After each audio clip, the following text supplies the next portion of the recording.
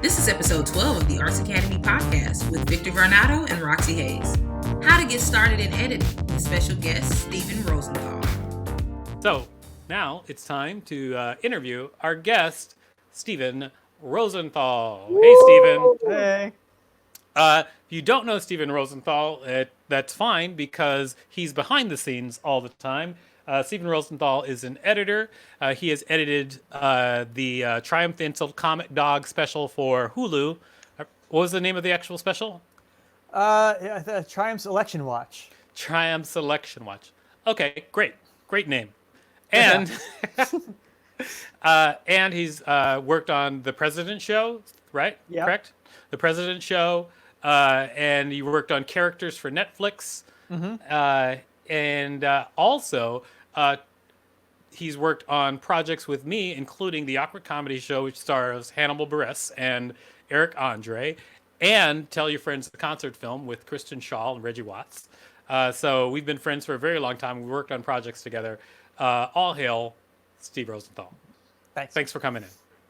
Thanks for having me. The reason that we have you here, Steve, is because you've taken editing to a high level. But there are a lot of people out there who are just getting started in editing. And if you were able to give advice to yourself before you'd even started editing, what would that advice be? That's what we want to talk about right now. It would be you don't have to get fancy. Editing is not everybody who starts out editing, or you see on like message boards and things like that, and they want to learn the cool software to do the hard things first, of like transitions and fancy stuff, and then you watch a movie and you realize that they never do use those transitions. Maybe they go to black at the end or whatever, but movies are about cuts. Mm-hmm. So if you have an editing, like if it's an Adobe Spark Post and you have a shot and then you have another shot, or iMovie, I always recommend iMovie to comedians and friends, and they go, what should I use? And like you already have iMovie, you don't need to get something else, and you're probably just going to use cuts. Your bit is going to be like cut, and the you already know how to cut. Just learn to cut. That's lesson one, and then that's going to be all you need to do to make this film, and the next film, and the next film, and the next film. Because it's show the audience what they want to see when they want to see it, and it's going to be a cut. So you have to get fancy first. I like show the audience what they want to see when they want to see it, mostly because it exactly lines up to one of the things that I was actually talking about a week ago when I was talking about like how to make engaging content, which is it is mostly about showing people what they want to see when they want to see it. Although I kept saying, answer the question that people have in their heads before they ask it, which is, I think, very similar. Right. Like be ahead of your audience. Yeah, be ahead of your audience and show them what they want to see. Exactly. Like anticipate what their questions are going to be, or what they're going to want to know about, and then show them that. But how does that translate to first day getting into editing? One more on that though, and what they want to see. Like if I always think it's like where you're the audience's eyes in what you want to see. Like if we were doing the full screen thing of the Zoom, which we're not. Like right now there's 3 boxes of us, and sometimes you would cut to it would be like, where is the audience's sometimes the audience is on all 3 of us. Right, exactly. Mm-hmm. But like if you were a viewer, where would your eyes go? And then as the filmmaker, you are the person's eyes. In doing that, right? I get that. You get to be God and and guide that through. And so thinking of it that way is like telling you when to cut it. First day, oh boy. Just start. It's like first day on stage as a comic of like just sort of do it. It may not be good. It's gonna get better. Every editing first day is terrible. I've been doing this 15 years, and I sit to do a new thing, and it's awful. Like it's raw footage, and I never get anything. There's pressure to be like, how's it going? Is it good yet? Like, no, of course it's not good yet. It's nice when like day 2 or day 3, even for me, and I've been doing this forever. It's like finally I did something good, because it's just overwhelming. of like what you're making, you're organizing it, and you're making something to figure out what good is, almost. So don't get down on yourself that it's taking. I mean, your 5-minute egg video is a masterpiece. Don't get me wrong. You nailed that first day right out of the gate. But the video that you really care about, the story you're trying to tell, or the comedy bit you're trying to do, it's all right if it doesn't click. And then just figure out what doesn't click about it, and keep trying it out until it does. And, you don't have to release it until it works. Did you have like exercises that you did when you started? I mean, I can tell you one exercise that I would do. What I would do in the very beginning is I would mimic something that I would take something that exists and try to like reshoot and edit that thing on my own and like see how it was put together. Yeah, if you figure out a style that you like. I mean, I was in comedy all the time, so I'm just stealing people's styles to make fun of them. But like looking at that style in order to do it, it forces you to watch movies and TV differently. Mm-hmm. That you're watching it to see how long. Oh, am I on the person talking? Am I not on the person talking?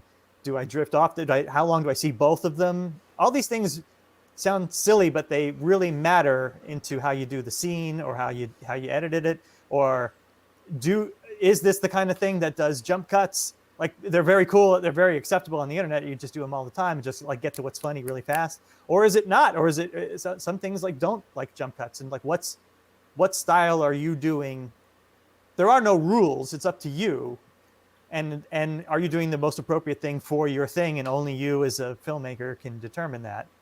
I remember once you and I had a conversation about cutting stand-up because, like, in a traditional narrative, say a narrative comedy, someone says something funny, and then you usually cut to the face of the person who might be the butt of the joke for their reaction because it helps sell the joke. Right. But we were talking about that in stand-up because obviously, like, when a person is portraying like multiple characters in stand-up, say, or they're doing a joke, and then after the joke is done, there's a moment where if it were a narrative film, you would cut to that reaction. We were talking about like how to fill those in with stand-up. And I remember our solution, I think, was, like when someone tells a hard joke, then we would cut to a wide so we could get a sense of the audience as the reaction. Do you remember this? Yeah, the audience is right. Yes, yeah. I do remember this. The audience is the person that the joke is happening to. Right. In a way, like it's like a question and the audience answered it. So we didn't have the shots where we showed the audience, but to go wider is where you feel the audience. It's like the eyes, like you're on the stand-up really telling the joke, and then you go back and like, oh, this person's doing it in a room, and you hear the crowd laughing. There's a thing in sound where if you hear it, you see it, or if you see it, you hear it. Like seeing it on movie sound, and like seeing it on the screen makes you hear the noise for the first time, or hearing the noise makes you see something subtle on the screen, like doing that together. So I think that's like the audience, you'd still hear the audience if it was a close-up of the stand-up, but going back wide, you focus on the audience more, and that was psychologically a better thing. And I know this sounds subtle, but it makes a difference. Like one is funnier than the other. I agree. I absolutely agree. I mean, we had long talks about that very same thing. Like I mean, it does matter. Like editing can change, help or hinder jokes, like by far. Yeah, there were better ways to cut and recut the stand-up performance, even though it's the same performance, same take, and the person did as well as they did. But like how choosing which angle, and you had lots of angles for all these things, about 5 or You're welcome. More. No, and they were good, but we had all those options to choose from. So now I got to edit it and figure out what option is the funniest way to do when. And it was fantastic on Reggie. When the split screen stuff that we did. Actually, why don't we show? Can we show the Tell Your Friends the concert film trailer? Because we did split screen stuff with that. I actually have one more question for you after that, but I would love for people to see like a little bit of what you're talking about. Oh, sure. Okay, you own it. You can show it. You're asking me. That is true. Yeah. I worked for you. Don't Yeah, right. Yay, everybody works for me. This is great. Everybody works for Victor. Okay, so here's the trailer. Let me see if I can get this up on the screen. Oh, wrong one. There we go.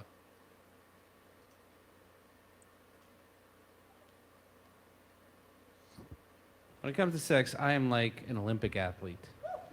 In the sense that I train and train and train for an event that happens once every 4 years.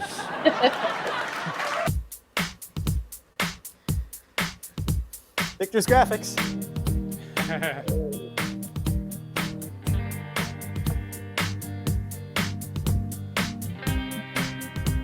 The funniest shows happen outside of comedy clubs. Whether it be a coffee place, bookstore, bar, restaurant. You're always looking for stage time, and that's where I got some of the stage time. I just have to get in front of people. I don't care where. That to me is the alt comedy scene. Alternative's a healthy thing, in my opinion. You won't catch a show like this outside of New York. Okay, what is funnier, the Leo Holocaust or slavery?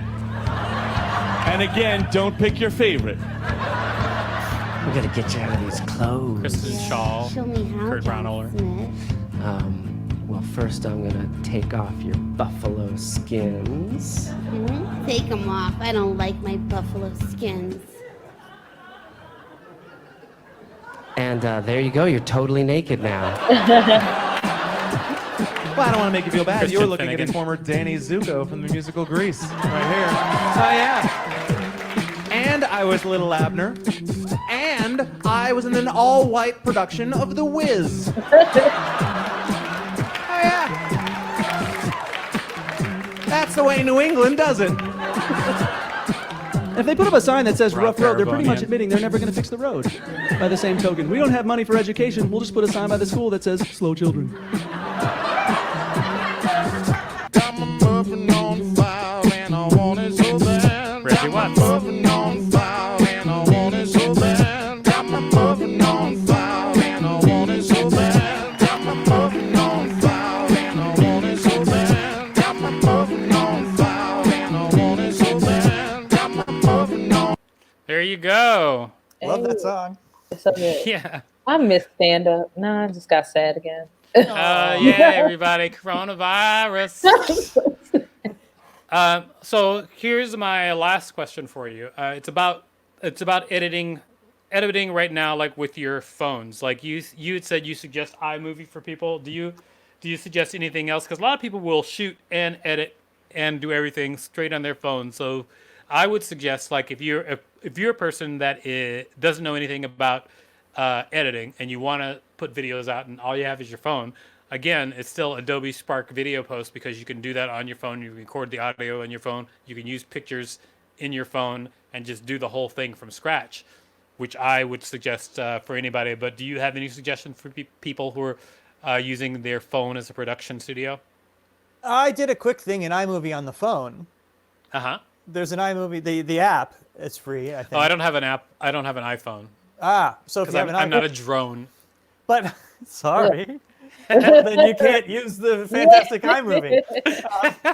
I'm sure there's an Android editor of some kind. A video editor, yeah. I don't know what the free one is. I use Adobe Rush because I have the Adobe Creative Cloud. Yeah. Yeah, which is great. I love Adobe Rush.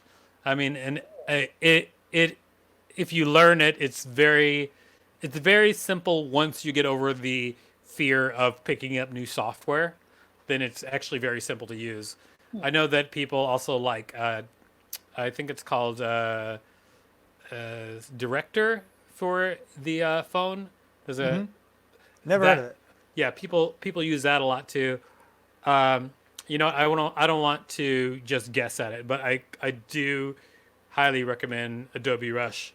Also, interestingly enough, TikTok is a full editing and effects suite. Like it's actually it's actually editing software.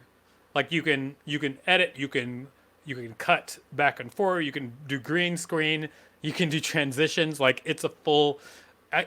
I was wondering why people were afraid of TikTok, and when I really looked into TikTok, I was like, oh, this is just like a full editing software, and that's why it's so scary to a lot of people, because there's so many options, because it's editing software. Oh, okay.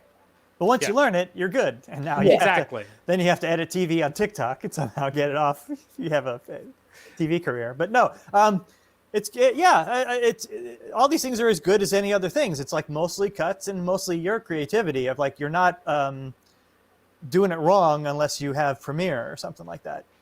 Premiere does make some things easier and make some really hard things easier. But I don't think you really need the hard things to make engaging, hilarious, fantastic video. Right. I think that's something that people need to know. Not just the 5-minute stuff, but if it's something that you care about that you wanted to make on TikTok, people's comedy things are brilliant, and they're brilliantly cut, and they're perfect, and they're tight, and you'd never want to change a thing. And I'm sure they're cut on TikTok or iMovie, or not everything has to be really involved stuff. I absolutely agree. Well, those are all the questions I had for you. Do you have anything else you want to say? Are there any questions out there? If you're watching right now and you have any questions for myself or for Steve, now is a great time to pop them up. Also, questions for Roxy about how she dates. Any of those questions? It's great. What do you use for editing, Roxy? Yeah, I was going to ask you. So I use basically all the stuff that y'all said. I use Premiere primarily. But like just on my phone, iMovie, I use now I've gotten to use TikTok.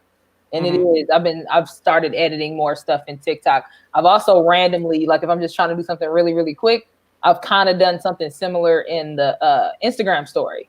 Like if I have a video and I'm just trying to add text on top of it, I'll just edit it in my Instagram story and then download and save it and then post it like that. I think you could do the same thing in Facebook story too, where you can add text and do all of that. If you're just trying to do something like really, really quick. I'm trying to see what else. I think that's it. Yeah, I mean, I was actually very surprised when I really started looking into TikTok about just how deep it goes into editing and effects. I didn't expect that, but yeah, it's great actually. And I think it's really funny because like TikTok is basically teaching an entire generation basic editing and visual effects. Yeah. Like, and that's all they're doing. They're doing like for the most part, they're doing a lot of jump cuts that are transitions and using those to make effects like they used to do in the old black and white movies. But that's how the bulk of effects are done in TikTok, which is just like cutting at just the right time so it looks like it's a continuous piece. Great stuff, though. All right. Well, Steve, thank you so much for being our guest today. You're awesome. Thanks for having me. And I love hearing about what you're working on. Is there anything you want to talk to us about that you're working on right now? No, I'm not doing squat. Oh, right. I'm doing coronavirus. Yeah, exactly. I got nothing, guys. Awesome. But thank you so much for coming and being part of the show. Yeah, thanks for having me.